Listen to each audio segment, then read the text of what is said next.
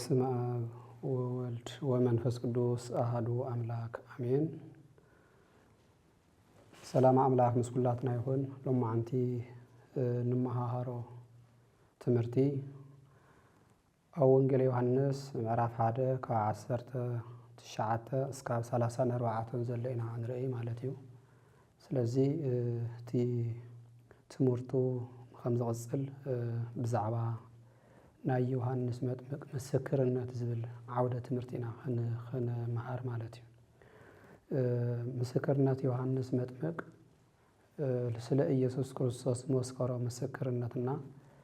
እቶም ሌዋውያን ካህናት ወይ ከዓ ፈሪሳውያን ናይ ዮሐንስ መጥምቅ ኩነታት ንኸጽንዑ ልኡኻት ከም ዝለኣኹ እዩ ዝነግረና ማለት እዩ። ቀፂሉ ዘሎ ቁፅሪ 19 ቁፅሪ ዘሎ ከምዚ ይብል አይሁድ ንስኻ መን ኢኻ ኢሎም ክጥይቕዎ ካብ ኢየሩሳሌም ካህናትን ሌዋውያንን ናብኡ ምስ ለኣኽሉ ናይ ዮሐንስ ምስክርነት እዚ እዩ ይብለና ማለት እዩ። ስለዚ እዞም አይሁድ ፈሪሳውያን ኣብ ልዕሊ ስልጣኖም ስግኣት ስለ ዝፈጠረሎም እቲ ናይ ዮሐንስ ስብከትን ምስክርነትን ኣብ ልዕሊኦም ሓደጋ ክብፅሕልና እዩ ኢሎም ስለ ኣብቲ ስልጣኖም ሓደጋ ክብፅሕልና እዩ ኢሎም ስለ ዝወሰኑ ኩነታቱ ንኽጥይቑ ኣብ ልዕሊ መራሕቲ ሃይማኖት ፈሪሳውያን እና ኣብ ልዕሊ ዮሐንስ ዘሎ ወጥሪ ዘሎ ኣፈላላይ እዩ ዘርኢ ማለት እዩ። ጸሓፍቲ ፈሪሳውያን እቲ ናይ ዮሐንስ መጥምቅ ስብከት እናዓበየ ምስከደ እናሰፍሐ ምስከደ ንሳቶም ኣብ ልዕሊ ክብርና ሓደጋ ክበፅሕና እዩ ኣብ ልዕሊ ስልጣንና ሓደጋ ክበፅሕና እዩ ኢሎም ክምርምሩን ክጥይቁን ልኡኻት ፈሪሳውያን ናብ ዮሐንስ መጥምቅ ከይዶም ክጥይቁ ኸዱ ማለት እዩ። ስለዚ ናይ ዮሐንስ መጥምቅ ናይ ኣምላክ ክብሪ ኣብ ዝገልጸሉ ግዜ ናይ ኢየሱስ ክርስቶስ ክብሪ ኣብ ዝገልጸሉ ግዜ ንሳቶም ከዓነ ናታቶም ናይ ባዕላቶም ክብሪ ስለ ዝደልዩ ንክብሪ ካብ ክብሪ ኣምላክ ክብራቶም ስለ ዝቐድሙ ካብ ስልጣን ኣምላክ ስልጣናቶም ስለ ዝቐድሙ ስለዚ እቲ ኣብ ጸልማትን ኣብ ሓሶትን ዝተመስረተ ስልጣኖም ንኸይቃልዖም እዮም ክምርምሩ ዝለኣኹ ማለት እዩ። ምክንያቱ ብጸልማትን ብጉቦን ዝተዋሃበ ስልጣን ዝተመስረተ ስልጣን ቅንዕናን ግልጽነትን ሓቅነትን ስለ ዘይደሊ ኩሉ ግዜ እዚ ዓለም ዝዝርአ ብሕብኡ ዝተመስረተ ብሓሶት ተመስረተ ስልጣን ብሓሶት ተመስረተ ክብሪ እቲ ሓቂ ስለ ዘይደሊ እቲ ግልጽነትን ሓቅነትን ስለ ዘይደሊ ዮሐንስ ገሊጹ ክብሪ ኣምላኽ ኣብ መሬት ክገልጽ ከሎ ክሰብኽን ክእምንን ከሎ ወይ ከዓ ነቶም ሰባት ንንስሓ ከዳልዎም ከሎ ንሳቶም ግን ንስልጣንና ሓደጋ እዩ ሓሶትና ክጋለጽ እዩ እቲ ክብርና ክቕንስ እዩ ጥቕምና ክቕንሰልና ኢሎም ኣብ ልዕሊ ዮሐንስ በጸላእትነት ወይ ከዓ ንኽጻረሩ ከም ዝተለዓሉ እቲ ዝለኣኽዎ እውን ኣጽኒዖም ንኽቃወሙ ነቲ መሬታዊ ስልጣንና ነቲ መሪሕነትና ሓደጋ ኮነና ኢሎም ስለ ዝወሰኑ ልኡኻት ናብ ዮሐንስ መጥምቅ ከም ዝለኣኹ እዩ ዝነግረና ዘሎ። ስለዚ ኣብዚ ክልተ ትርጉም ኢና ንማር። ሓደ ናይ ቅዱስ ዮሐንስ መጥምቅ ምስክርነት ስለ ኢየሱስ ክርስቶስ ምስክርነት ደቂ ሰባት ካብ ሓጢኣቶም ተሓፂቦም ንንስሓ ወይ ከዓ ንክርስቶስ ንኽዳለው ዝተዳለው ንኽኾኑ እዩ ነይሩ። ከምቲ ልክዕ ማኪና ትኸደሉ ፅርግያ ዘድልያ ናይ ዮሐንስ መጥምቅ እውን ሓቅነትን ግልጽነትን ዝተመልኦ ቅንዕና ዝተመልኦ ትሕትና ዝተመልኦ ምስክርነቱ ኣብ ዝገልጸሉ ግዜ ነቲ ህዝቢ ዓለም ነቲ ትውልዲ ንንስሓ ወይ ከዓ ንመንግስቲ ኣምላኽ ድልው ንኽኸውን ናይ ኣምላኽ ማህደር ንኽኸውን ናይ ኣምላኽ መንግስቲ ወራሲ ንኽኸውን ደቂ ሰባት ንንስሓ ዘዳሉ ዝነበረ ካብ ሓድሽ ኪዳን ካብ ብሉይ ኪዳን ናብ ሓድሽ ኪዳን ዘሰጋግር ድልድል ኮይኑ ቅዱስ ዮሐንስ መጥምቅ ህዝቢ ዓለም ብንስሓ ተነስዩ ተዳልዩ ክጸንሕ ከም ዝግብኦ እዩ ዝሰብኽ ነይሩ ቅዱስ ዮሐንስ መጥምቅ። እቲኣቶም ከዓነ ናይ ስልጣን ሓረፍትን ስልጣን ደለይትን ገንዘብ ደለይትን ስለ ዝኾኑ ምክንያቱ ሓቂ ስለ ዘይደልዩ تحقي يوحنس مسكرنا تحقي خمسكر كله نساتهم جن بمنقنينة السوء كل جزية سلمات برهانن سلزي يسمع مع سلمات برهانن كل جزية أي يسمع معا سلزتي أتوم أب سلمات يمزلوا يوحنس كعنا برهان سلزلوا سلزي كنخق أو مؤيوم تملؤ خازلؤ خزلوا مالتي أو قطري عسرا زلوا أنس كريستوس أيكون كون إلو مسكرة مبر أيك حدن يبلنا مالتي سلازي نساتهم كريستوس دخا منخا إلهم يوم زطيقوا زلوا نسو جن يوحنس متمجن كريستوس أيكون كون مخنياتو ناي كريستوس سم زبقع يخونن فطور سلازو خنا ناي فتار السم ناي فتان معارك أيك بأنن زبل ناي تحتنا ملسئي زهو زلوا مالتي نساتهم جن يمرمر يمزلوا منخا نسخايلهم نخمرمرو مننوتو نخطيقو مننوت من مخانو نخطيقو عطبيقوم يمزمرمر زلوا نسجن كريستوس كم زي كونه ناي كريستوس أقلقالي خمس خانة لؤوخ خمس خانة لا يمسكر الله ملنبر كريستوس المخان كم زي بقع ناي أملاخ سم نمشك ناي أملاخ شم نمصوع خم زي بقع يسوع كريستوس سم زي شك منبر بعلو يسوع كريستوس كوخان سلا زي غل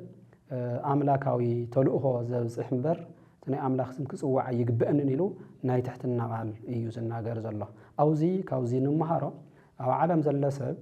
ناي وعلو خبري يخطئ كم زقبو أمبر ناي أملاخ كبري نوعلو خطئ كم زي يقبو ناي أملاخ كبري بتلي أمر حد حيوانات كلاتنا تناي أملاخ كبري نوعلتنا هنتقام والله خم زي يقبأنا تناي أملاخ خبري نا أملاخ نوا تناتنا خبري زقبأنا عن كريستوس بعلي خبرنا نا أملاخ خبري خنقول كلنا نحنا نخبر تناي أملاخ كبرنا عنا خنوسد خلنا عنا نحنا نحسر سلازي أوز زردنا يوحنس متمق ناي أملاخ كبري أيكون كن مالت تناي أملاخ كبري نا أملاخ كم زقبو تناي أملاخ زوها نا أملاخ مهابر ناي أملاخ كبرنا علخا ناي أملاخ سلطان علخا بعلو ناي ودقت مخنيا سلازو خنا تنا بز مريت زي نخنورد كاب جنتنا بمريت نخنوردون مخنياتنا زي سلطان كامل لاي زي كبر حمد لاي كم زخنا أدامو بونا كودق كله خسحات كله سلطان دامات دوليو خبر دامات دوليو يزو دغا سلازي زون يوحنس مطمق ناي املاخ سلطان ايدلن يلو حقኛ مسكر مهانو حقኛ حواريا مهانو ግልጽን ቅንዕናን ዘለዎ ትሕትናን ዘለዎን حواريا مهانو يرينا እዝና عنا አርአያ እዩ ንመርሓት ሃይማኖት ዝኾና ቤተ ክርስቲያን نمرح نسبخ نستمر نقدس كل ማህሌት نገልግል ኩላትና ዮሐንስ መጥምቅ መምህርና እዩ አርአያና እዩ ንኡኽ ንክተል ይግበአና ናቱ መርህ ንክተል ይግበአና ምክንያቱ ክብሪ ክንደለ ይግበአና ክብሪ ንኣምላኽ ክብርና ንሕና ንኽበር እምበር ክብሪ ዘይምድላይ ዘይ ስልጣን ኣምላኽ ንኣምላኽ እምበር ንዓና ኣይኮነን ክብሪ ኣምላኽ ንኣምላኽ እምበር ንዓና ኣይኮነን ስለዚ ክብሪ ወይ ከዓ ስልጣን ክንሻመ ከም ዘይግበአና ክብርን ስልጣንን ምሽማይ ሓደጋ ከም ዘብጽሕ እዞም ጸሓፍቲ ፈሪሳውያን እውን ክብሪ ደልዮም ኣብ ሓደጋ ከም ዘለዉ ስልጣን ደልዮም ኣብ ሓደጋ ከም ዘለዉ እቲ ናይ ሓሶት ትምህርቶም እውን ከይጋላጸሎም ስለዚ ዮሐንስ መጥምቅ ናይ ሓሶት ክብሪ ወይ ከዓ ዘይናትካ ምድላይ ዝብል ይቃወሞ እዩ ዘሎ ብትሪ ይቃወሞ ኣሎ ዮሐንስ መጥምቅ ኣይግበአን ናይ ኣምላኽ ክብሪ ኣይግበአን ናይ ኣምላኽ ስልጣን بني أملاخ سم كصوع يجبأنن أنا باريا إيه مجلجل إيه إلو نايت حتنا قال كم زمهرنا كله زلوا أو عالم زلوا مرح هيمانتنا أرثوذكس هذا بيت كريستيان مرح هيمانتون كابي قدوس يوحنس عبيت مرتي كوسر كم زجبوا خنوسر كم زجبأنا ناتنا زتهاونا صقا بزجبأنا نعنا زجبأنا خنتكم يزجبأنا أمبر سلطان أملاخ زي مدلاي نسلطان زي مشماي نجنزب زي مشماي نخبري نزي جبأ كخبر زي مشماي سلزي خبر مشماينا سلطان مشماينا حدا جا خمسة وصح فلتنا تينا يقدس يوحنس مره ويكع نقدس يوحنس أبنت جرنا ناتو خن كتالي جبأنا ناي تحتنا مرحتي خن كوني جبأنا مالتيو سلزي ناي حاسوت كبري أي تقمنانيو زيناتنا سلطان أي تقمنانيو زيناتنا خبر أي تقمنانيو زيناتنا جنزب أي تقمنانيو زيناتنا حفتي أي تقمنانيو زيناتنا مصوعون أي تقمنان سلزي خلو تحتنا بستملؤ ناي تحتنا أبوتات قينا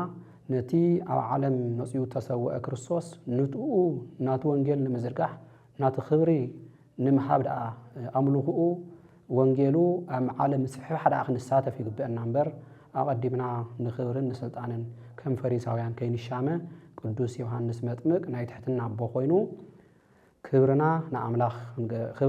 ክንገልጽ ናይ አምላኽ ብርሃን ወንጌል ክንገልጽ ንጸልሞተ ህዝቢ ብትሕትና ክነብረህሉ ንህዝቢ ጫማ እግሪ ኮይና ክነገልግል መርሓቲ ክንከውን ብድሕሪኡ ትኽብሪ ባዕሉ አምላኽ ክኽብረና ከሎ ይጽቡቕ ባዕልኻ ትደልዮ ክብሪ አነ አኽብሩኒ ኢልካ ትደልዮ ክብሪ ውርደት ስለ ዝኾነ እግዚአብሔር ባዕሉ ከኽብረካ ከሎ እምበር አነ ልዑል እየ አነ ምሁር እየ አነ ባለስልጣን እየ ዝብል ትምክሕቲ ወይ ከዓ ዘይስልጣንካ ምድላይ ዝብል ናብ ሓደጋ ከብፅሕ ስለ ዝኽእል እዚ መራሕቲ ሃይማኖት ጥንቃቄ ጌርና ክንከደሉ ከም ዘለና ዮሐንስ መጥምቅ ንኣና መምህርና እዩ ማለት እዩ ቁፅሪ 21 ዘሎ ንሳቶም ድማ መን ዳኣ ኢኻ ኤልያስ ድኻ ኢሎም ጠየቕዎ እዚኦም ኣብዚ ቁፅሪ እዚ 21 ዝጥይቕዎ ዘለው እቶም ጸሓፍቲ ፈሪሳውያን ካብ ጸሓፍቲ ፈሪሳውያን ተላእኹ መራሕቲ ሃይማኖት ዝለኣኽዎም ጸሓፍቲ ፈሪሳውያን መራሕቲ ሃይማኖት ዝለኣኽዎም እዮም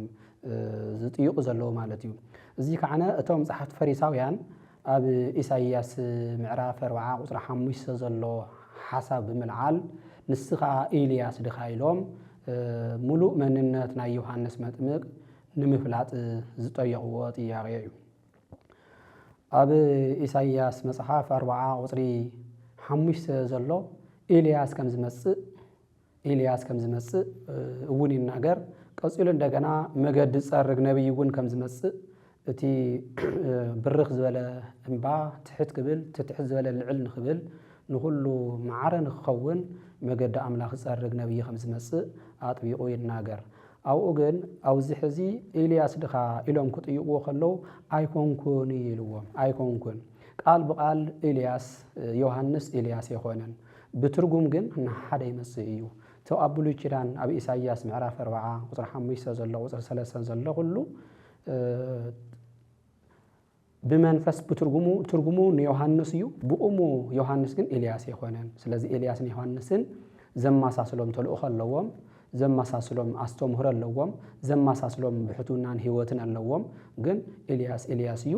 ዮሐንስ መጥምቅ ከዓን ዮሐንስ መጥምቅ እዩ ስለዚ ኣብ ትርጉም ክጥመሩ ይኽእሉ እዮም እቶም ሰባት ግን ክልተ ሰባት ምዃኖም ስለዚ ኣን ኤልያስ ከም ዘይኮነ ግን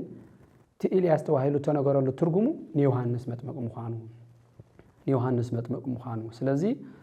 ኤልያስ ኣይኮንኩን ክብል ከሎ ብኡሙ ኤልያስ ይኾነን ግን ኤልያስ ተባሂሉ ተነገረሉ ግን ንሱ በዓል እዩ ብትርጓሜ ዮሐንስ መጥምቅ እዩ ተነጊሩ ብኡሙ ግን ኤልያስ እዩ ስለዚ ከም ዘይኮነ ኣነ ይኮንኩን ኢሉ ኤልያስ ኣይኮንኩን ምክንያቱ ንሳቶም ጽበይዎ ዝነበሩ ነብይ ኤልያስ ክመጽእ እዩ እንደገና ምስ መጸ ከዓነ ንዓና ካብ ባርነት ከውፀና እዩ ዝብል ትጽቢት ስለ ዝነበሮም እቲ ጽበይዎ ዝነበሩ ናይ ፈሪሳውያን ትጽቢት እውን ሙሉእ ከም ዘይነበረ ዝጎደለ ከም ዝነበረ መሬታዊ ሓሳብ ይሓስቡ ከም ዝነበሩ እቲ ኤልያስ ስለ ኤልያስን ስለ ዮሐንስን ተነገረ ትንቢት ንሳቶም ኣብ መሬታዊ ስልጣን ከም ዝሓስብዎ ዝነበሩ ካብ መሬት ባርነት ካብ ነገስታት ባርነት ናፃ ከውፀና እዩ ኢሎም ይጽበዩ ነይሮም ስለዚ ትጽቢት ናይ ናታቶም ምስቱ ናይ አምላኽ ዝመጽሉ ስራሕ ዝስማዓማዕ ኣይኮነን ንሳቶም ምድራዊ መሲሕ መጽዩ ካብ ፖለቲካዊ ግዛኣት ወይ ከዓ ካብ ባርነት ናፃ ከውፀና ኢሎም ይጽበዩ ነይሮም ተተልኡ ሆና ዮሐንስ ግን ምስኡ ትስማዓማዕ ኣይኮነን ምክንያቱ መንፈሳውነት ተመለ እዩ ምስ ፖለቲካ ዓለም ዘራኽብ ነገር የውልን ሃይማኖታዊ ስለ ዝኾነ መንፈሳዊ ስለ ዝኾነ ንሳቶም ዝጽበይዎ ናይ መሬት መንግስቲ ይጽበዩ ነይሮም ንሱ ግን መንፈሳዊ ወይ ከዓ ተሰቂሉ ንዓለም ዘድሕን መሲሕ ኢየሱስ ክርስቶስ ከም ዝመጽእ እዩ ቅዱስ ዮሐንስ መጥምቅ ዝናገር ዘሎ ስለዚ ኤልያስ ከም ዘይኮነ ብኡሙ ኤልያስ ከም ዘይኮነ እዩ አረጋጊጹ ዝነግሮም ዘሎ ዮሐንስ መጥምቅ ማለት እዩ ንስኻ እቲ ነብይ ድኻ እንደገና ኢሎም ኣለው እስኻ እቲ ነብይ ድኻ እዚ ከዓነ ኣብ ኦሪት ዘዳግም ምዕራፍ 18 ቁፅሪ 15 ዘሎ ነብይ ክለዓል እዩ ዓብይ ነብይ ክለዓል እዩ ተባሂሉ ተነጊሩ ዝነበረ ንዕኡ ንኸረጋግጹ እቲ ዓብይ ነብይ ዝለዓል ዝተነገረ ንሙሴን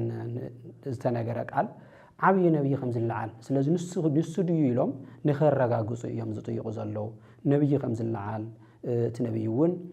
በዓሉ ብቁሙት ነብይ ዝበሃል ዘሎ ዮሐንስ መጥምቅ ንኹሉ ዘጠቓለለ እዩ ሓደ ናይ ብሉይ ኪዳን መዛዘሚ ናይ ሓድሽ ኪዳን መጀመሪ ሐዋርያ እዩ ኣብ መንጎ ሓድሽ ኪዳንን ኣብ መንጎ ብሉይ ኪዳንን ዘሎ ድልድል መሸጋገር እዩ ትስብከቱ ትትምህርቱ ከም ድልድል ከምታ ሓንቲ ማኪና ካብ ሓደ ቦታ ንሩባ ክሸገር ከላ ድልድል ዘድልያ ዮሐንስ ናይ ዮሐንስ መጥምቅ አስተምህሮ ናይ ዮሐንስ መጥምቅ ነብይነት ናይ ዮሐንስ መጥምቅ ስብከት ካብ ብሉይ ኪዳን ናብ ሓድሽ ኪዳን ንሸጋገረሉ ድልድል እዩ ስለዚህ ከም ድልድል እዩ ናይ ብሉይ ኪዳን መዛዘሚ ናይ ሓድሽ ኪዳን ጀማሪ ነብይን ሐዋርያን ስለዝኾነ ስለዚህ እቲ ዝተነገረ ትንቢት ንስኻ ድኻ ኢሎም ይጥይቁዎ ኣለዉ ንሱ ከዓና ኣይኮንኩን ኢሉ መለሰሎም ንሱ ኣይኮንኩን ኢሉ መለሰሎም ትርጉሙት መጽሐፍቲ ብቁሙን ኢየሱስ ክርስቶስ ተነገረ ኣሎ ስለዚህ ንነብይ ተነገረውን ኣሎ ንሱ ከም ዘይኮነ ከዓና መልሶ አረጋግጹ ተናገሮም ማለት እዩ ስለዚህ ቃል ዝንገር ዘሎ ኦሪት ዘዳግም ምዕራፍ 18 ቁጽር 15 ዘሎ ቃል ንዓይ የኾነ ዝናገር ዘሎ ኢሉ ብደንቢ አረጋግጹ መልሰሃዎም ማለት እዩ በሐፈሻ አውዚ ክንርኢ ኤልያስ ድኻ ኢሎም ክትይቆ ከለው ኣይኮንኩን ነብይ ድኻ ኢሎም ክትይቆ ከለው ኣይኮንኩን ስለዚህ ካብዚ እንታይ እዩ ዘረድእ ዘይናትካ እስኻ ዘይኮንካ ተኾንካ ኣይኮንኩን ንምባል ሓቅነትን ቅንዕነትን ርግፀኝነትን ተኣማንነትን ዘርኢ እዩ ማለት እዩ ስለዚህ እስኻ ድኻ ቅዱስ እስኻ ድኻ ነብይ ትበሃል ክበሃል ከሎ ናይ ትሕትና ንኡ ዘይግብኦ ምዃኑ ናይ ትሕትና ኣቦ ምዃኑ ዘርኢ እዩ ንኹላተን ንሱ ስለ ዘይኮነ ናይ ሓቂ ዝተመልኦ ናይ ኣምላኽ ልኡኽ ስለ ዝኾነ ስለዚህ ንኹሉ ነብይውን ከም እቲ ነብይ ተነገረሉ ነብይውን ከም ዘይኮነ ኤልያስ እውን ከም ዘይኮነ ኢሉ ኣረጋጊጹሎም እዩ ማለት እዩ ቁጽሪ 22 ሽዑ ንሳቶም መን ደኣ ኢኻ ነቶም ዝለኣኹና መልሲ ምእንቲ ክንህቦምሲ ንበዓልኻ መን እየ ትብል በልዎ ሕዚ እውን ኣጥቢቆም እዮም ዝጥይቁ ዘለዉ ትመንነቱ ነቶም ዝለኣኹና መን ክንብል ኢና ነቶም ዝለኣኹና እስክንነግሮም መልሲ ሒዝና ኣለኹም ከድ ስለዚህ መን ኢኻ ትብል ንስኻ ሓደ እዚኣቶም ክልተ ዓይነት መልእኽቲ ዘለዎ እዩ ዘረድአና ካብዚ እቶም ጸሓፍቲ ፈሪሳውያን ትመልሲ ሒዞም ንኽኸዱ መልሲ ከይሓዙ ንኸይኸዱ መርሚሮም ትክክለኛ ዝኾነ እዮም ዝደልዩ ዘለዉ ማለት እዩ እዮም ዝደልዩ ዘለዉ ስለዚህ መንነቱ ሙሉእ ብሙሉእ እንታይ ኢሎም መርሚሮም ኣጽኒዖም ንኽኸዱ ዘቕረብዎ ጥያቄ እዩ ማለት እዩ ቁጽሪ 23 ዘሎ ዮሐንስ ከዓ ኣነስ ከምቲ ነብይ ኢሳይያስ መንገዲ እግዚአብሔር ኣቕንዑ እናበለ ኣብ ምድረ በዳ ዝእውጅ ድምፂ እየ በሎም ተሓቀኛ ተልእኾ ናይ ቅዱስ ዮሐንስ መጥምቅ ኣብዝ ተገሊጽ እየ ማለት እዩ መልሲ እዩ ዝዎም ዘሎ ኣብ ኢሳይያስ 40 ቁጽሪ 3 ዘሎ ሓይለ ቃል መንገዲ ኣምላኽ ዘዳሉ መንገዲ ዝተባሃለ ልቢ ህዝቢ እዩ ልቢ ህዝቢ ኣዳም እዩ ትመገዲ ዝበሃል ዘሎ ስለዚህ ኣብ ብሉይ ኪዳን ተዋላጊዱ ወይ ከዓ ተዋላኪዩ ዝነበረ ናይ ሰብ ህይወት ንኽስተኻኸል ናይ ዮሐንስ ስብከት ጻውዒትን ንሱ ምዃኑ መገዲ ክበሃል ከሎ ሓዋጥ ገዋጥ መገዲ ንምኻድ ከም ዘይምቹ ሓዋጥ ገዋጥ ልቢ ዝተዋላሸወ ልቢ እውን ናይ ኣምላኽ ኣብኡ ንምሕዳር ኣብኡ ስርሑ ንምስራሕ ስለ ዘይምቹ ስለዚህ መገዲ ዝበሃል ዘሎ ልቢ ሰብ እዩ ብትዕቢት ተመልአ ልቢ ተኾይኑ እውን ትሕት ክብል ይግብኦ ትሕትና ክለብስ ይግብኦ ስኺሉ ካብ መጠን ዓቐብ ተስፋ ቆሪፁ ተደርበየ ሰብ ኣብ ዓሚቕ ተደርበየ ሰብ እውን ክለዓል ይግብኦ ቅዱስ ዮሐንስ መጥምቅ ክሰብኽ ከሎ ከምህር ከሎ እቲ ልዕል ዝበለ ትሕት ይበል እቲ ትሕት ዝበለ ከዓ ልዕል ይበል ኢሉ ከምህር ከሎ ንኹሉ ማዓረ ዝገብር ማዓረ ዝርኢ ማዓረ ዘድሕን ማዓረ ዘብርህ ማዓረ ህይወት ዝህብ ኢየሱስ ክርስቶስ ስለ ዝመጽእ ዘሎ ኩሉ ብማዓረ ንኽዳሎ ተስፋ ዝቆረጸ እውን ኣብ ሽንጥሮ ዝተባሃለ ወይ ከዓ ዓሚቕ ቦታ ተባሃለ ተስፋ ቆሪጽ ዝወደቀ እውን ተልዕሉ ክብሪ ክረክብ እቲ ብትዕቢት ተነፊሑን ላዕሊ ተቆሊሉ ዝነበረ እውን ትሕት ንኽብል ስለዚ ኩሉ ማዓረ ንኽኸውን ብማዓረ ዝምግብ ብማዓረ ህይወት ዝህብ ብማዓረ ማይ ህይወት ዘስቲ ብማዓረ ጸጋ ኣምላኽ ዘልብስ ብማዓረ ንሰባት ዝሓጽብ ብማዓረ ንሰባት ካብ ሞት ዘድሕን መሲህ ወይ ከዓ ኢየሱስ ክርስቶስ ስለ ዝመጸ ስለዚ ኩሉ ህዝቢ ዓለም ኩሉ ኣብ ዓለም ዘሎ ህዝቢ ህይወቱ ብንስሓ ንኸዘጋጁ ንኽዳሎ እዩ ዘምህረና ዘሎ ማለት እዩ ስለዚ መገዲ ማለት ልቢ ሰብ ህይወት ሰብ እዩ ስለዚ እቲ መገዲ ክቐንዕ ይግብኦ ኣብ ብሉይ ኪዳን ተዋላሽዩ ዝነበረ ህይወት ወዲ ሰብ ብንስሓ ተስተኻኺሉ ብንስሓ ተስተኻኺሉ ናይ ኣምላኽ መገዲ ክኸውን ከም ዝግብኦ ናይ ኣምላኽ ጸጋ መግለጺ ናይ ኣምላኽ ወንጌል መግለጺ ናይ ኣምላኽ ብርሃን መግለጺ ክኾን ከም ዝግብኦ እዩ ናይ ቅዱስ ዮሐንስ መጥምቅ ዓላማ ወይ ከዓ ተልእኽኡ ዝገልጽ ዘሎ ማለት እዩ ምድረ በዳ ዝእውጅ ድምፂ እየ በሎም እዚ ምድረ በዳ ዝብል ብዙሕ ትርጉም ኣለዎ ሓደ ምድረ በዳ ጥራዩ ሰብ ዘይብሉ ቦታ እዩ ምድረ በዳ ማለት በረኻ ማለት እዩ በረኻ እዚ በረኻ ዝብል ትርጉም ኣለዎ በረኻ ዝብል ማለት እዩ በረኻ ማለት ፍረ ኣልባ ወይ ከዓ ተኽሊ ወይ ከዓ ታእሽም ዝኾነ ነገር ዘርኢ ዘይብሉ ወይ ከዓ ሰብ ዘይብሉ ጥራይ ዝኾነ እዩ ማለት እዩ ጥራይ ዝኾነ እዩ ስለዚ ምድረ በዳ ማለት እቲ ናይ ብሉይ ኪዳን ዝነበረ ናይ ኣዳም መንነት ናይ ኣዳም ባዶነት ዝገልጽ እዩ ኣዳም ኣብ ብሉይ ኪዳን ባዶ ከም ዝነበረ ጸጋ ኣምላኽ ዘይተመልኦ ከም ዝነበረ ከምቲ ልክዕ ዝተሰበረ ዕትሮ ማይ ዘይሕዝ እንደገና መሊስካ ተጸጊንካዮ እውን ማይ ዝሕዝ ኣዳም እውን ዝተሰበረ ዕትሮ ስለ ዝነበረ ማይ ጸጋ ኣምላኽ ክሕዝ ስለ ዘይከኣለ ናይ ኣምላኽ ብርሃን ከብርህ ስለ ዘይከኣለ ስለዚ ነቲ ዝተሰበረ ዕትሮ ወይ ከዓ ጥራይ ዝኾነ ህይወት ዘይብሉ ሰብ ህይወት ክመልእ ከም ዝመጸ ኣብ ምድረ በዳ ተኽሊ ተኺልካ ፍረ ከም እትስብስብ ናይ ኣዳም ህይወት እውን ንፍረ ንኽዳሎ ወይ ከዓ ናይ ኣዳም ጥራይ ምዃኑ መንፈሳዊ መኻንነት ናይ ኣዳም ዝገልጽ እዩ ኣዳም ኣብ ብሉይ ኪዳን ፍረ ኣልባ ከም ዝነበረ ኣዳም ኣብ ብሉይ ኪዳን ፍረ ኣልባ ከም ዝነበረ ዘረድእ እዩ ማለት እዩ ስለዚ ነቲ ፍረ ኣልባ ዝኾነ መንፈሳዊ ፍረ ዘይብሉ ኣዳም ፍረ ንኸፍሪ ጸጋ ኣምላኽ ተመሊኡ ፍረ ንኸፍሪ እዩ ዘረድአና ስለዚ ሓደ ምድረ በዳ ዝብል ኣዳም ጸጋ ኣልባ ከም ዝነበረ ህይወት ከም ዘይነበሮ ብኢየሱስ ክርስቶስ ህይወት ክመልእ ከም ዝኾነ ኣዳም ብርሃን ከም ዘይነበሮ ብርሃንነቱ ኢየሱስ ክርስቶስ ብርሃንነቱ ክመልኦ ከም ዝኾነ ኣዳም ጠፊኡ ዝነበረ ድሕነት ክመልእ ከም ዝኾነ ክድሕን ከም ዝኾነ ስለዚ ይገልጸልና ሓደ ማለት እዩ ስለዚ ኣብ ብሉይ ኪዳን ዝነበረ ናይ ኣዳም ህይወት ናይ ኣዳም መንነት ዝገልጽ እዩ ባዶ ከም ዝነበረ ፍረ ዘይብሉ ከም ዝነበረ ጸጋ ኣምላኽ ዝረሓቆ ከም ዝነበረ ስለዚ እቲ ባዶ ዝነበረ ኣዳም ጸጋ ኣምላኽ ናይ ምምላእ ግዜ ከም ዝበጽሐ እዚ እውን ብንስሓ ተዳልዩ ጥራዩ ተሰይሩ ዝነበረ ዕትረ ተጸጊኑ ማይ ክመልእ ከም ዘለዎ እቲ ዕትረ ዝበሃል ዘሎ ኣዳም እዩ ተሰይሩ ስለ ዝነበረ ማይ ክሕዝ ወይ ከዓ ህይወት ክሕዝ ዘይከኣለን ብርሃን ክሕዝ ዘይከኣለን ስለዚ እቲ ዕትረ እውን ንድሕር ደኣ ተሰይሩ ኮይኑ ሓኪምካ እዩ ማይ ክሕዝ ዝኽእል ስለዚ ናይ ኣዳም ሕክምንኡ ድሕነቱ ከም ዝጀመረ ወይ ከዓ ከም ዝኾነ እዩ ዝነግረና ዘሎ ስለዚ ኣዳም ከም ልክዕ ከምቲ ተሰበረ ዕትሮ ዝጽገን ዝተሰበረ ኣዳም ዝጽገነሉ ግዜ ከም ዝበጽሐ እዩ ዘመልክት ስለዚ ኣብ ምድረ በዳ ዝእውጅ ድምፂ እዩ ዝብለና ዘሎ እዚ ናይ ሞት ድምፂ ዝነበረ ናይ ህይወት ድምፂ ተቐይሮ ከም ዝመጸ ኣብ ብሉይ ኪዳን ወይ ከዓ ኣቦና ኣዳምን ኣዴና ሔዋንን ኣብ ገነት ክልተ ዓይነት ድምፂ ሰሚዖም ከም ዝነበሩ እቲ ቀዳማይ ድምፂ ድምፂ ኣምላኽ ህይወት ከም ዝኾነ እቲ ካልኣይ ድምፂ ድምፂ ሞት ድምፂ ዲያብሎስ ከም ዝኾነ ስለዚ እቲ ኣብ ገነት ዝነበረ ናይ ሞት ድምፂ ሕዚ እውን ቅዱስ ዮሐንስ መጥምቅ ንዕኡ እቲ ናይ ሞት ድምፂ ተወጊዱ ናይ ህይወት ድምፂ ቅዱስ ዮሐንስ መጥምቅ ይእውጅ ኣሎ ማለት እዩ ይእውጅ ኣሎ ናይ ህይወት ድምፂ እቲ ናይ ሞት ድምፂ ርሒቑ ናይ ህይወት ድምፂ ኣብ ደቂ ሰባት ንኽሓድር እቲ ናይ ሓሰት ድምፂ ዝነበረ ናይ ብሉይ ኪዳን ኣብ ልዕልና ነጊሱ ዝነበረ ሓሰት ርሒቑ ናይ ሓቂ ድምፂ ናይ ኣምላኽ ድምፂ ከም ዝመጽአ እቲ ድምፂ ከዓነ ደቂ ሰባት ህይወት ከም ምዃኑ እቲ ድምፂ ከዓነ ኣዋጅ ከም ምዃኑ ኩሉ ህዝቢ ዓለም ካብ ዝወደቀ ኃጢአት ተሲኡ ህይወት ንኽለብስ ካብ ዝወደቀ ሞት ተሲኡ ህይወት ክረክብ ካብ ዝረስሖ ተሲኡ ንጽህናን ቅድስናን ክረክብ ንህዝቢ ዓለም ሙሉእ ከም ሓደ ድምፂ ብንስሓ ንኽለዓል ቅዱስ ዮሐንስ መጥምቅ ብኣጽንዖት እዩ ዝናገር ዘሎ ማለት እዩ ስለዚ ኣዳም ድምፂ ዲያብሎስ ምስ ሰምዐ ህይወቱ ባዶ ኣምላኽ ዘይብሉ ናይ ሞት ተሸካሚ ከም ዝነበረ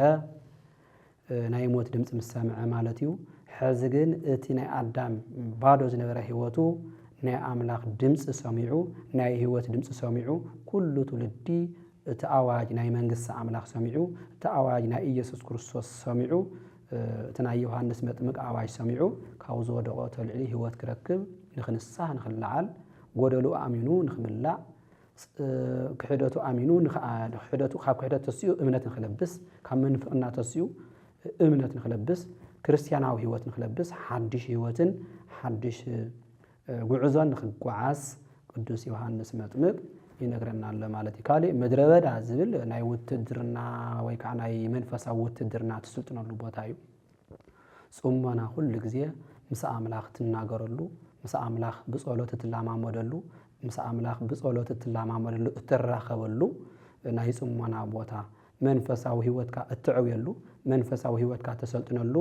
ኣጽዋር ሃይማኖት እትዕጠቐሉ እትጥንክረሉ እትፍተነሉ ቦታ ምዃኑ እዩ ዘረድአና። ስለዚ ምድረ በዳ ዝብል በዚ መልክዕ ክትርጎም ይኽእል ማለት እዩ። እቶም ልኡኻት ካብ ወገን ፈሪሳውያን ነበሩ። ስለዚ እቶም ልኡኻት ካብ ወገን ፈሪሳውያን ከም ዝነበሩ እዩ ዝነግረና ዘሎ ማለት እዩ። ካብ ፈሪሳውያን ወገን እዮም ነይሮም መንነቶም እቶም ናብ ዮሐንስ መጥምቅ ዝመፁ ልኡኻን ካብ ፈሪሳውያን ወገን ከም ዝነበሩ እቶም ንስልጣኖም ዝሰግኡ ፈሪሳውያን ስልጣኖም ከይሕደጎም ኣብ ልዕሊ ሓሶት ተመሰረተ ስልጣኖም ኣብ ልዕሊ ጥርጣሬ ወይ ከዓ ኣብ ልዕሊ ትምክሕቲ ዝተሰርሐ ስልጣኖም ንኸይፈርሶም ስለ ዝፈርሑ ዝነበሩ እዮም ልኢኾም ማለት እዩ። ምክንያቱ ሓደ ሓቀኛ መንግስቲ ክመፅእ ከሎ ኩሉ ግዜ ተሓሳዊ መንግስቲ ይፈርሕ እዩ። ምክንያቱ ብሓሶት ተመስረተ መንግስትነት ወይ ከዓ ብሓሶት ተመስረተ ስልጣን ኩሉ ግዜ ኣብ ፍርሓትን ኣብ ስጋኣትን እዩ ዝነብር። እዚኣቶም እውን እቲ መንነቶም ኣብ ትምክሕትን ኣብ ትዕቢትን ኣብ ህርፈተ ስልጣንን ኣብ ናይ ዘይናቶም ክብሪ ምድላይን ስለተመስረተ ስለዚ ንስልጣኖም ከይፈርሶም ወይ ከዓ ህዝቢ ገዲፍዎም ንኸይኸይድ እቲ ግዝያዊ ክብሮም ንኸይኸዶም ስለ ህዝቢ ዘይኮኑ ዝግደሱ ስለ ውልቀ ክብሮም እዮም ዝግደሱ ስለ ህዝቢ ዘይኮኑ ዝቁርቆርስ ስለ ውልቀ ክብሮም እዮም ዝቁርቆሩ ነይሮም ክብሮም ከይጠፍኦም ተኸታሊኦም ዝዕጅቦም ከይቕንሶም እምበር ናይቲ ህዝቢ ዝግደሱ ናይቲ ህዝቢ ዝቁርቆሩ ነቲ ህዝቢ መስዋዕቲ ከፊሎም ዘውፁ ኣይኮነን ነይሮም። ስለዚ መንነቶም እቶም ጸሓፍቲ ፈሪሳውያን ራስ ወዳድ ወይ ከዓ ንርእሶም ዝፈትዉ ስልጣኖም እውን ዘይስልጣኖም ዝጥቀሙ እቲ ስልጣኖም እውን ኣብ ልዕሊ ዓመፅ ተመስረተ ኣብ ልዕሊ ሓሶት ተመስረተ ኣብ ልዕሊ ውልቃዊ ክብሪ ተመስረተ ስለ ዝነበረ ስለዚ ልኡኽ ናይቶም ፈሪሳውያን ዓላማኦም ስለ ዝነበረ ኩሉ ግዜ ብርሃን ክበርህ ከሎ ኣብ ጸልማት ተመስረተ ስልጣን ስጋኣት ቅዋም ከም ዘልዕል ዘመልክት እዩ ማለት እዩ። ብርሃን ክግለጽ ከሎ ኣብ ጸልማት ተመስረተ ዝተወሰደ ስልጣን ብገንዘብ ተመስረተ ስልጣን ብጉቦ ተመስረተ ስልጣን ኩሉ ግዜ ሓቂ ክወፅእ ከሎ ካብቲ ሓቂ ከም ዝሃድም ከም ዝሕባእ ሰራቂ ሰሪኡ ስልጣን ዝተቐበሎ ዓሚፁ ስልጣን ዝተቐበሎ ኩሉ ግዜ ቅንዕና ክመፅእ ከሎ ከም ዝሕባእ ኣብ ጸልማት ዝተቐበሎ ብጉቦን ብጽልመትን ብሓጢኣትን ዝተቐበሎ ስልጣን ሰብ ገፊዑ ሰብ ኣሳዲዱ ናጨቆነ ዝተቐበሎ ስልጣን እውን ከም መራሕቲ ሃይማኖት ኢና ነጉዕ ዘለና ዝተቐበለ ስልጣን እንተኮይኑ እውን ስለዚ ብርሃን ክበርህ ከሎ ይፈርሕን ይሰግእን ይሃድምን። ስለዚ ፈሪሳውያን ስልጣኖም ኣብ ጸልማት ስለተመስረተ እቲ ስልጣኖም ከይጋለጾም ወይ ከዓ ናብ ብርሃን ከይወፅእ ይከላኸሉ እዮም ዘለዉ ማለት እዩ። ሓሶቶም ንኸይጋለጽ ጭካኒኦም ንኸይጋለጽ ኣስመሳይ ክብሮም ንኸይጋለጽ ኣስመሳይነት ኣስተምህሮኦም ንኸይጋለጽ ይከላኸሉ እዮም ዘለዉ። ኩሉ ግዜ ኣብ ዓለም ዘለዉ ዓመፅቲ መራሕቲ ስልጣኖም ንኸይጋለጽ ከም ዝከላኸሉ እዚኣቶም እውን ስልጣኖም መሬታዊ ስለ ዝኾነ ስልጣኖም ብዓመፅ ተመልአ ስለ ዝኾነ ስልጣኖም ብሓሶት ተመልአ ስለ ዝኾነ ስልጣኖም ከይፈርሶም ክብሮም ከይቕንሶም እዮም ዝከላኸሉ ዘለዉ ማለት እዩ። ቁፅሪ 25 ንሳቶም ከዓ እምበኣር ክርስቶስ ወይ ከዓ ኤልያስ ወይ ከዓ ነቢይ እንተዘይኮይንካ ንምንታይ ተጠመቕ ኣለኻ ኢሎም ጠየቕዎ። ስለዚ ንምንታይ ዳ ኢሎም እዚ እውን ምሉእ መንነቱ እዮም ዝጥይቁ ዘለዉ ንምንታይ ተጠመቕ ኣለኻ ኢሎም ጠይቖሞ ሕዚ እውን መንነት እዮም ዝጥይቁ ዘለዉ እንታይ እዩ ከጽንዑ እዮም ደልዮም። ኣብ መጻጽኦም በቃ ንምቅዋምዩ ንምድጋፍ ዘይኮነስ ንምቅዋምዩ ንስልጣኖም ስጋኣት ስለዝኾነ ሕዝውን ከረጋግፁ እዮም ጥይቁ ዘለው ዮሐንስ ንስኻትኩም ዘይትፈልጥዎ ኣብ ማእኸልኩም ደው ኢላ ኣሎ በሎም ቁጥሪ 26 ዘሎ ማለት ንስኻትኩም ዘይትፈልጥዎ ኣብ ማእኸልኩም ደው ኢላ ኣሎ ስለዚ ተምጽሓት ፈሪሳውያን ዘይፈልጥዎ ደው ኢላ ኣሎ ዓለም بعيني صدقي انت زي كوينو بحاطيات عيني خطريو زي تخيل كريستوس اما اخلهم تطوي لهم زلو زرئيو مالتي ስለዚህ ናይ ኢየሱስ ክርስቶስ ህሉና ዓለም ሙሉእ ምዃኑ ዘለዓለማዊ ምዃኑ ሙሉእ ምዃኑ ዘመልክት እዩ እቶም ሰባት ኣብ ማእኸሎም ጠጠው ኢለን ሃሎ ዘይርእዩሉ ምኽንያት እቲ ዝወደቐ መንነቶም ኣሚኖም ናብ ንስሓ ስለ ዘይመፁ ክርእይዎ ኣይኽእሉን ስለዚ ኢየሱስ ክርስቶስ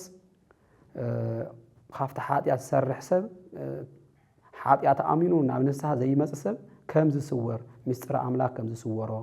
حلوة أملاك كم زي يقول له مستر أملاك كم زي يقول له مستر منج السمايات كم زي يقول له أما عقلهم دويل نحلو خريء وأي خالون سلازي زي منفس أو عور النطم زي كله منفس أو عور النطم كفاءتهم من تعبيتهم من تمكحتهم من ناي سلطان هرفتهم من ناي كبر هرفتهم من عيناتهم منفس أو عيناتهم سلازي عورهم أما أخلهم سجانا نايسب لويسو أما أخلهم تطاويل زلوا أملاكنا إيسوس كريستوس كرئيوا أي خالون كيرئيوا تعبيتهم عينهم شوفينهم كيرئيوا سلطان هرفاتهم عينهم شوفينهم سلازي أملاك أو عالم مسيو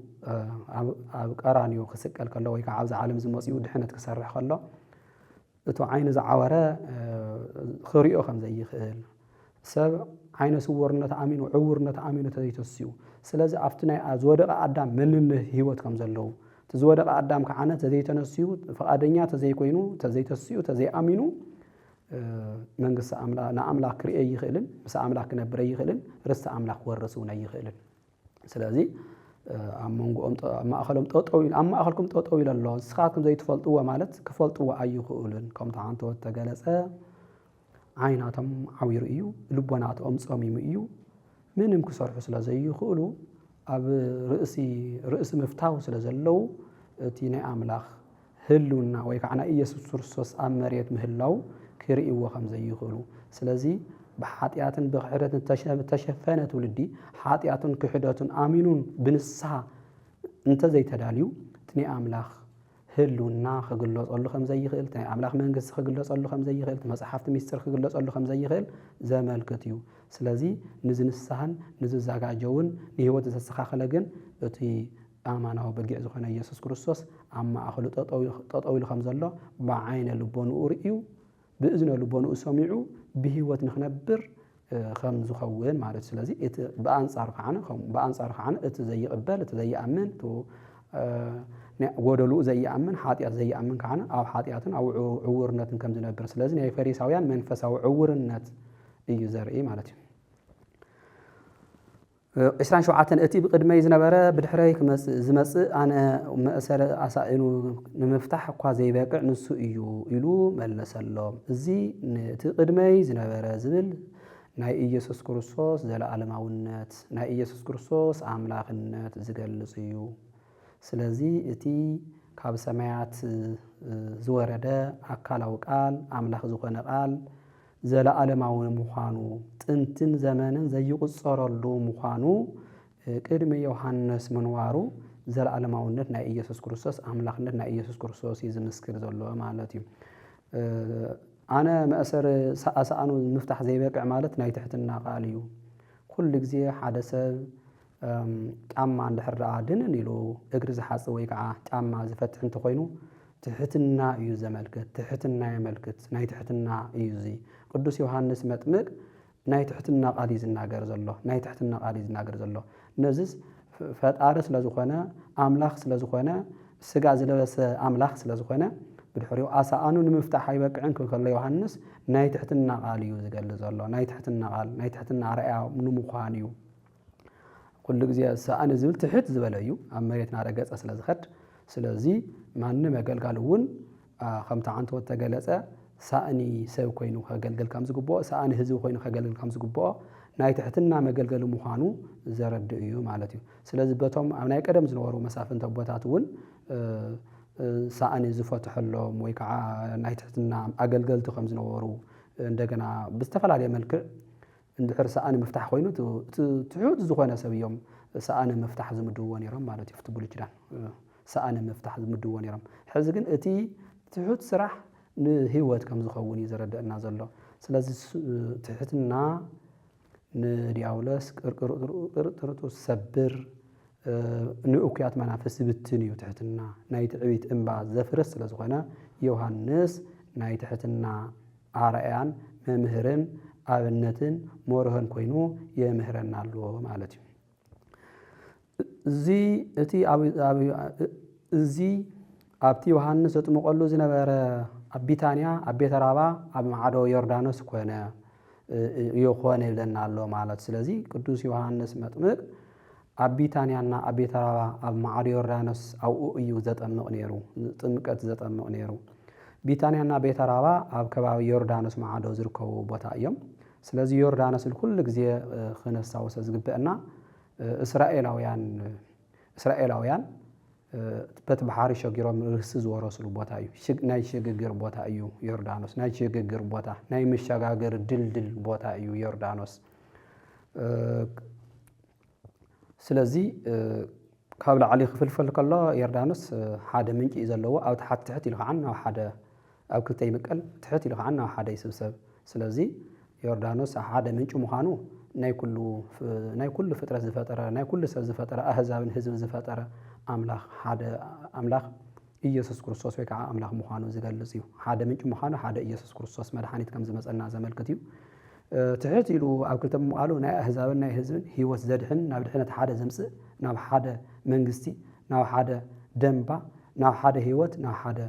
ብርሃናዊት መንግስቲ ስብስብ ኢየሱስ ክርስቶስ ንኣህዛብን ንህዝብን ከድሕን ከም ዝመፀ ዘመልክት እዩ ትሕት ኢሉ ምምቃሉ ኣህዛብን ህዝብን ከም ዝነበረ ትሕት ኢሉ ናብ ሓደ ምምፁ ናብ ሓደ ኣህዛብን ህዝብን ናብ ሓደ መንግስቲ ዝተገበረ ፃውዒት ዘመልክት እዩ ስለዚ ብዙሕ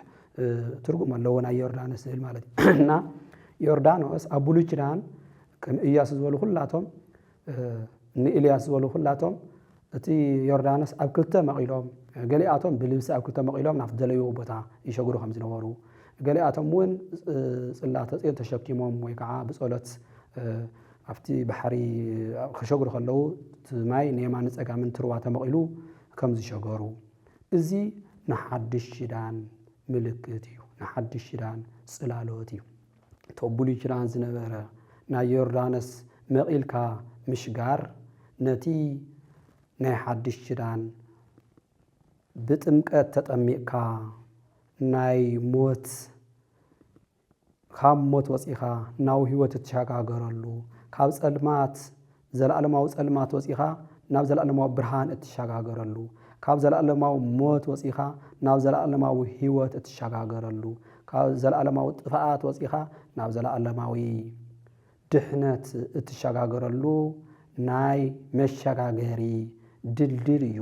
ዮርዳኖስ ናይ መሸጋገሪ ድልድል እዩ ስለዚ ካብ ሓድሽ ኪዳን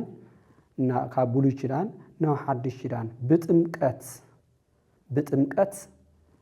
ኣቐዲሙ ብናይ ንስሓ ጥምቀት ድሒሩ ከዓነ በቲ ናይ ውልድነት ጥምቀት ተጠሚቕና ንመንግስቲ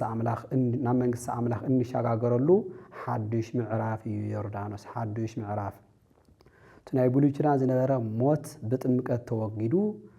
ናይ ሓድሽ ኪዳን ሓድሽ ህይወት እንለብሰሉ እንሸጋገረሉ ካብ ሞት ናብ ህይወት እንሸጋገረሉ ደቂ ሰባት ኩሉ ትውልድ ዓለም ብማይን ብመንፈስ ቅዱስን ኣቐዲሙ ብንስሓ ቀፂሉ ከዓነ ብማይን መንፈስ ቅዱስን ውልድነት ወዲ ኣምላኽ ኮይኑ ናብ መንግስቲ ኣምላኽ ንኽኣቱ ካብ ብሉይ ኪዳን ናብ ሓድሽ ኪዳን ዝግበር ምሽግጋር ዘመልክተና እዩ ባሕሪ ዮርዳኖስ ኣብ ክልተ ተመቂሉ ምሽጋሮም ሕዚ እውን ሓጢኣት ወዲ ሰብ ተወጊዱ ተቐንጢጡ ሓጢኣት ወዲ ሰብ ደሪቑ ሓጢኣት ወዲ ሰብ እቲ ናብ ገነት ንኸይነኣቱ ናብ መንግስቲ ኣምላኽ ንኸይነኣቱ ከቲሩና ዝነበረ ሓጢኣት ተመቂሉ ተወጊዱ ሓጢኣት ወዲ ሰብ ተወጊዱ እቲ ሞት ወዲ ሰብ ተወጊዱ እቲ ጽልመት ዝነበረ ተወጊዱ ወዲ ሰብ ካብ ህይወት ናብ ሞት ዝሸጋገረሉ ሓድሽ ምዕራፍ ዘረድአና እዩ ዮርዳኖስ ማለት እዩ حدش معرف أو يوردانوس حدش معرف كم تجمرة أو يوردانوس كابولي كلان أو حدش لان دورة شجر كم تمسرته حدش معرف بر خمس تخفته زمل كترنا أي مالتي وصل عشان شعتن زلا نصبحته يوحنس نيسوس ناو كمس انت الله مسرأيو حاتيات عالم زرحق نايز جاهر بقيع انه باله سلازي حزون يوحنس نصبحته خلق الله ندق سبات وقحتا يوقح خمس الله زملكتيو انت واقحو سو كل جزيه خام دق استولع لنا صلحو خمس وفر حزون جزيه وقحتا خمس خانه أبولي كلان نرز المات تناي دقاس زمن تناي حاتيات زمن توديو ناي وقحتا ناي محرت زمن كم زا أخلا إي زمن كترنا وقحتا كل جزية ناف سرح من العل حزب عالم ون كافت زودق حاتيات تسيئو ناي وينجل قلقالوت ناي منقس قلقالوت ناي قال أملاخ قلقالوت نا أملاخ قلقالو زخون الجزية ناي أملاخ لؤوخ زخون الجزية ناي أملاخ ولد زخون الجزية كافت المات نبرهان وصل الجزية خمسة أخلا حدش ناي برهان معرف كم تجمرة يتنزل بحيث زبل حدش ناي سبعة زل على ما برهان معرف كم تجمرة زمل كتيو كل جزية اللي تزبل نقولي كلام نحاتيات زمل كتيو قطر زبل كعنا نحدش كلام زمل كتيو سلازي أبصل ما تنيرو تولدي أبولي كلام أبصل ما نيرو حزق عنا وجي حلو نبرهان يقعز كم زلوا زمل كتيو نصب بحيث زبل مالتي ناو ما خمس انطلع رأيه مثل رأيه نخور يزعدون زل يوحنس قتينا عالم حاتيات زوجد بقي نعالم حاتيات زوجد ناي أملاح بقي إنه إلو نعالم يو زبرك زلوا زمسكر زلوا كله بتي حاتيات زوجد بقي ناي أملاح بقي عامينو هوات نخركب حاتيات وريحو دحناتن هوات نخركب إيو زمالك زلوا كل جزء بقي عزبل نمسوات النت زمان كتير نعم أملاح بقي عزل نمسوات النت إسرائيلويان خاب جزء فارق المسراويتو نعم أي تعمد كأمة خلوا ببار النت بناء إنسا بقي يوم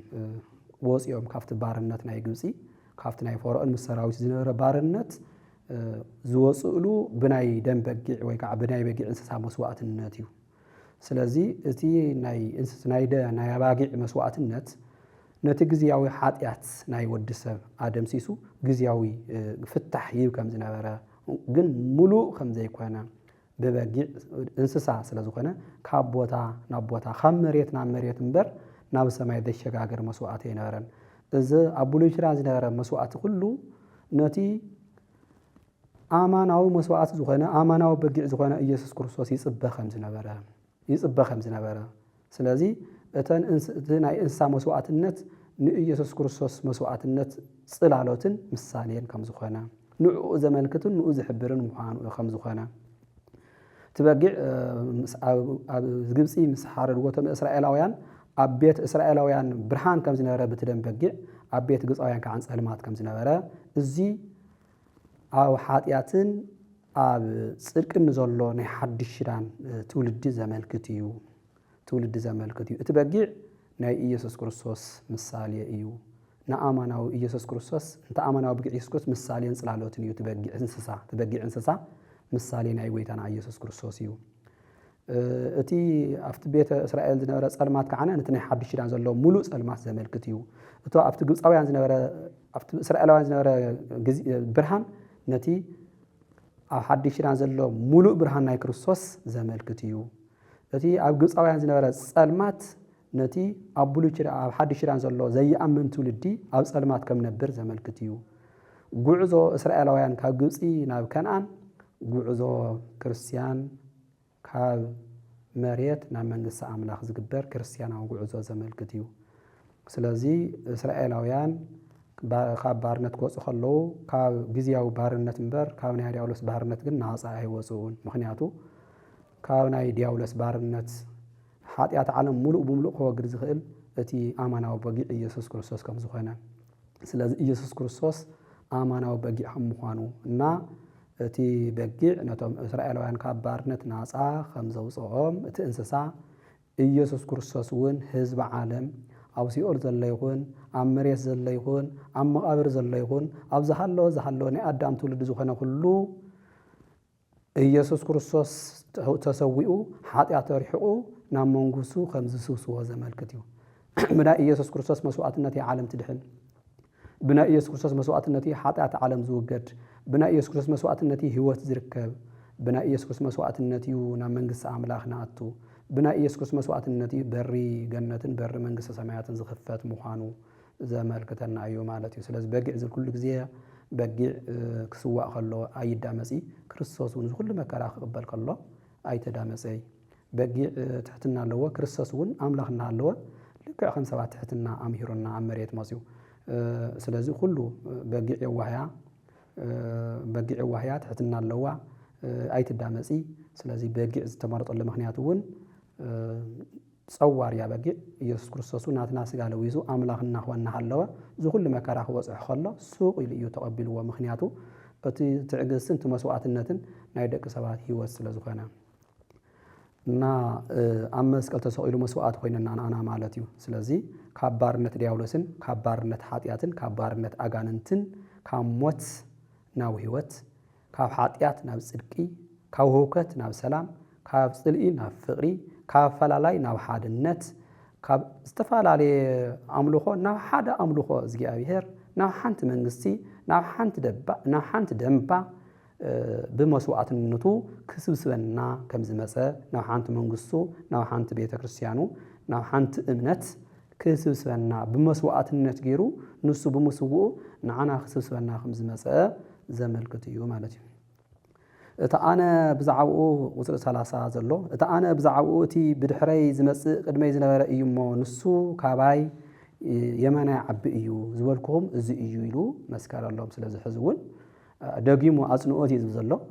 ለዓላይ ቁጽሪ ዝራእናየ ደጊሙ አጽንኦት ብድሕረይ ዝነበረ ዝበልኩም እዚ እዩ ንሱ ከዓ ካባይ ዓቢ እዩ ስፈጣረ ስለዝኾነ ስለዚ ከም አምላኽነቱ እዩ ዝገልጽ ዘሎ ኢየሱስ ክርስቶስ አምላኽ ምዃኑ ዮሐንስ አገልጋልን ተላእኽን ምዃኑ ኢየሱስ ክርስቶስ ብርሃን ምዃኑ ዮሐንስ መጥምቅ ከዓነ ነቲ ብርሃን ዝሰብኽ ነቲ ብርሃን ዘብርህ ምዃኑ ዘመልክት እዩ ማለት እዩ ቁጥር 31 አና አይፈልጠን ነረ ይብል አና አይፈልጠን ነረ ስለዚ ቅዱስ ዮሐንስ መጥምቅ ሙሉእ በሙሉእ ናይ ኢየሱስ ክርስቶስ ክፈልጥ አይኽእልን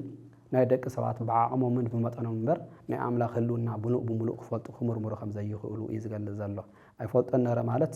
አይፈልጠን ነረ ማለት አቀዲሙ ዘይፈልጦ ምንዋሩ ድሓረግን ከም ዝፈለጦ እንደገና ናይ ደቂ ሰባት አእምሮውን ነቲ ናይ አምላኽ ህልውና ነቲ ናይ አምላኽ ምስጢር ነቲ ናይ አምላኽ ተልእኾ ሙሉእ ክግለጸሉ ከም ዘይኽእል ሰብ ከከም ዓቅሙ ከከም መጠኑ ይኽሽከም ዝኽእል ተአምሩ እምበር ከዓቅሙን ላዕሊ ሰብ ክፈልጥ ወይ ከዓ ፍልጠት ክሽከም ከም ዘይኽእል ፀሓይ ንሁሉ መሬት መጢና ከም ተብርህ ናይ አምላኽ ጸጋን ናይ አምላኽ ፍልጠትን ናይ አምላኽ ቃል ወንጌል እውን ናይ አምላኽ ምስጢር እውን ንሰብ ከከም መጠኑ ከከም ዓቅሙ እዩ እቲ ምስጢር ዝገልጸሉ ማለት እዩ ንሱ ግና ንእስራኤል ምእንቲ ክገልጽ አነ ብማይ እናጠመቅኩ መጻኢኩ ስለዚ አነ ይፈልጠን ነረ ኢሉ የረጋግጸሉ አነ ብማይ የዘጠመቅ ዘለኹ ይብለሎ አነ ብማይ የዘጠመቅ ዘለኹ ስለቲ ማይ እትም ብማይ ምጥማቅ ዘረድእ ካብ ሕጊ ናብ ጸጋ እግዚአብሔር መሸጋገር ምዃኑ ካብ ብሉይ ኪዳን ዝነበረ ሕጊ ናብ ሓድሽ ኪዳን ዝግበር ሽግግር ከም ዘርኢ ማለት እዩ ስለዚ ብማይ ምጥማቅ ማለት እቲ ህዝቢ ዓለም እቲ ኣብ ብሉይ ኪዳን ዝነበረ ዝወደቀ መንነት ብማይ ምክንያት ተሓጺቡ ንመንግስቲ አምላኽ ዝተዳለወ ንኽኸውን ልዑል አምላኽ ዝተዳለወ ንኽኸውን ዘመልክት እዩ ማለት እዩ መሊሱውን ዮሐንስ ከምዚ ኢሉ መስከረ መንፈስ ቅዱስ ካብ ሰማይ ከም ርግቢ ክወርድ እንተሎ ረአኹ ኣብ ዝለኣኸ ክወርድ ከሎ ረአኹ ይብል ማለት እዩ ክወርድ ከሎ ረአኹ እንተሎ ረአኹ ኣብ ልዕሊኡ እውን ሓደረ ይብል ማለት እዩ ስለዚ እዚ እንታይ እዩ ዘርኢ መንፈስ ቅዱስ እንደቂ ሰባት መንፈስ ቅዱስ ካብ ወልድ ዘይፍለ ምዃኑ መንፈስ ቅዱስ ናይ ኢየሱስ ክርስቶስ ናይ ባህሪ ህይወቱ ምዃኑ መንፈስ ቅዱስ አምላኽ ምዃኑ ኦሪት ዘፍጥረት ምዕራፍ 1 ቁጽሪ 2 ዘሎ አምላኽ ሰማይን መሬትን ምስ ፈጠረ ናይ እግዚአብሔር መንፈስ ኣብ ልዕሊ ማያት ተንሳፊፉ ነበረ ከም ዝብለና እቲ ሰብ እስካብ ዝፍጠር እዩ እቲ መንፈስ ተንሳፊፉ ነይሩ ማለት እቲ ሰብ እስካብ ዝፍጠር እቲ መንፈስ እግዚአብሔር ኣብ ልዕሊ ማያት ተንሳፊፉ ነይሩ ማለት እዩ ስለዚ እቲ ሰብ ምስ ተፈጠረ ከዓነ ናብ ሰብ ዓሪፉ ናብ አዳም ዓሪፉ እቲ መንፈስ ቅዱስ አዳም ምስ ወደቀ ከዓነ እቲ መንፈስ ቅዱስ ካብኡ ርሒቁ ስለዚህ እቲ በአዳም ኃጢአት ምክንያት ዝረሓቐ መንፈስ ቅዱስ ወይ ከዓ ካብኡ ዝወፀ መንፈስ ቅዱስ ሕዚ ከዓነ ብኢየሱስ ክርስቶስ እቲ መንፈስ ቅዱስ ናብ ልዕሊ ሰባት ከም ዝወረደ በሪ ከም ዝተኸፈተ በሪ መንግስተ ሰማያት ተኸፊቱ እንደቂ ሰባት ብመንፈስ ቅዱስ ንኽምርሑ መንፈስ ቅዱስ ህይወቶም ምዃኑ አሚኖም ሶስትነትን ሓድነትን አሚኖም ንኽነብሩ ህይወት ንኽኾኖም ልክዕ ከምዚ ማይ ዝስተ ትሰውን መንፈስ ቅዱስ ናሰተየ ህይወቱ ንኽቕበል ንሱ እውን እቲ መንፈስ ቅዱስ ኣብ ብሉይ ኪዳን ንኣሽሕ ዓመት ዝኣክል እቲ በሪ ተዓፅዩ እዩ ነይሩ ናይ መንፈስ ቅዱስ ወይ ከዓ ናይ ምሕረት ደቂ ሰባት በሪ ተዓፅዩ እዩ ነይሩ ሕዚ ግን እቲ መንፈስ ቅዱስ በሪ ምስ ተኸፈተ ኩሉ ማይ ህይወት ሰትዩ መንፈስ ቅዱስ ተቐቢሉ ስጋ ክርስቶስን ደመ ክርስቶስን ተቐቢሉ በዓል ሙሉእ ህይወት ኮይኑ ፍጹም ድሕነት ከም ዝኾነ ዘርኢ እዩ ማለት እዩ ኩሉ ግዜ መንፈስ ቅዱስ ብኣምሳለ ርግቢት ዝወርድ መንፈስ ርግቢት የዋህያ እሱ እውን መንፈስ ቅዱስ እውን ሩህሩህ ምዃኑ ወይ ከዓ ኣምላኽ መሓር ምዃኑ ዘመልክት እዩ ርግቢት ናይ ሰላም ምልክት እያ 5500 ዓመት ህውከት መሊእዋ ዝነበረ ዓለም ናይ ሰላም ግዚኣ ከም ዝበፅሐ ናይ ሰላም ናብ መሬት ከም ዝወረደ ዘለኣለማዊ ሰላም ናብ መሬት ከም ዝወረደ ዘለኣለማዊ ምሕረት ናብ መሬት ከም ዝወረደ ዘለኣለማዊ ብርሃን ናብ መሬት ከም ዝወረደ ዘለኣለማዊ ድሕነት ዝኾነ ናብ መሬት ከም ዝወረደ በሪ መንግስቲ ኣምላኽ ንደቂ ሰባት ከም ዝተኸፈተ ዘመልክት እዩ ማለት እዩ ስለዚ ተዓፅዩ ዝነበረ ብሓጢአት ሰብ ተዓፅዩ ዝነበረ መንፈስ ቅዱስ ሕዚ ግን ኢየሱስ ክርስቶስ ናትና ስጋ ብምልዋሱ እቲ መንፈስ ቅዱስ ንደቂ ሰባት በሩ ተኸፊቱ ናባና ከም ዝመፀ ከም ማይ ከም ዝፈሰሰልና ናባና ከም ማይ ከም ዝፈሰሰልና ዘመልክት እዩ ስለዚ እዚ የርድአና ማለት እዩ ቁጽሪ 33 እቲ ብማይ ከጠምቕ ዝለኣኸኒ መንፈስ ቅዱስ ወሪዱ ኣብ ልዕሊኡ ከጠምቕ እንተሎ ኣብ ልዕሊኡ ክቕመጥ እንተሎ እትሪኦ ንሱ እዩ ብመንፈስ ቅዱስ ዘጠምቕ ኢሉኒ ደኣ እምበር ኣነስ ኣይፈልጠን ነይረ ስለዚ እቲ መንፈስ ቅዱስ ናብ ኢየሱስ ክርስቶስ ምውራዱ ወልድን መንፈስ ቅዱስን ከም ዘይፈላለዩ አብን ወልድን መንፈስ ቅዱስን ከም ዘይፈላለዩ ናይ አብን ናይ መንፈስ ቅዱስን ቃሎም ወልድ ከም ምዃኑ ናይ አብን ናይ ወልድን እስትንፋሶም መንፈስ ቅዱስ ከም ምዃኑ በቲ ዝግለጽ ንሰብ ደቂ ሰባት ብዝግለጽ መልክዕ ኢና ንገልጾ ዘለና ነውራህሮ ዘለና ማለት እዩ ናይ ወልድን ናይ መንፈስ ቅዱስን ልቦም እውን ኣብ ምዃኑ ስለዚ ዘይፈላለ ምዃኑ መለኮታዊ ህልውና ብመለኮት ሓደ ምዃኖም ዘመልክት እዩ ስለዚ እቲ መንፈስ ቅዱስ ካብ ምንጩ ወይ ከዓ ዝመጽእ ዘሎ ስጋ ብምልዋሱ እቲ ናይ መንፈስ ቅዱስ ጸጋ እቲ ጸጋ ኣብ ኢዩኤል መጽሓፍ ተናገረና ኣብ ልዕሊ ደቂ ሰባት መንፈሰይ ከፍስስየ ስጋ መድሓኒት ክረክብ ኢሉ ከም ዝተናገረ ስለዚ ኣብዚ እውን ኣሱ እዩ ዘረጋግፀና ዘሎ ኣጽኒዑ ዘረጋግፀና ዘሎ ረኦኹ እዩ ዘሎ መንፈስ ቅዱስ ወሪዱ ኣብ ልዕሊ ክዓርፍ ረኦኹ ኢሉ ቅዱስ ዮሐንስ መጥምቅ ምስክርነቱ ይምስክረሎ ማለት እዩ ኢሉና ኣነ እውን ኣነስ ኣይፈልጠን ነይረ ይብል ኣነስ ኣይፈልጠን ነይረ ዝብል ከምቲ ሓንቲ ወተገለጸ እዩ ናይ ደቂ ሰባት ሓሳብ ናይ ደቂ ሰባት ኣእምሮ ድሩት ምዃኑ ሙሉእ ናይ ኣምላኽ ስራሕ ንደቂ ሰባት ክግለጽ ከም ዘይኽእል ከም መጠኖም ከም ዝግለጽ ዝገልጽ እዩ ስለዚ ኣቐዲሙ እውን ኣምላኽ ብዝፈለጠሉ እምበር ሰባት ሙሉእ ንኣምላኽ ፈሊጦም ነይሮም ማለት ይኾነን ቀስ ብቐስ እዩ ናይ ደቂ ሰባት ዝወሃቦም ጸጋ ናይ ደቂ ሰባት ዝወሃቦም ፍልጠት ቀስ ብቐስ ምዃኑ ኣነ በዓለይ ከዓ ርኢኹ ንሱ ወዲ እግዚኣብሔር ምዃኑ ድማ መስከርኩ ስለዚ ቅዱስ ዮሐንስ መጥምቅ ወዲ እግዚኣብሔር ምዃኑ እቲ ኢየሱስ ክርስቶስ ወዲ እግዚኣብሔር ምዃኑ ናይ ባህሪ ኣቦ ከም ዘለዎ ናይ ባህሪ ኣቦ ኣብ ከም ዘለዎ ናይ ባህሪ ህይወት መንፈስ ቅዱስ ከም ዘለዎ ኣረጊጹ ቅዱስ ዮሐንስ መጥምቅ ወዲ እግዚኣብሔር ከም ምዃኑ ንዓለም ከድሕን ከም ዝመፀ ኣረጊጹ ምስክርነቱ ይገልጸሎ ማለት እዩ ናይ ሎሚ ዓንቲ ዝነበረና ትምህርቲ ይመስል ኣብ ቀጻሉ ዘሎ ሰላም ይረኸና ወስብሐት ለእግዚአብሔር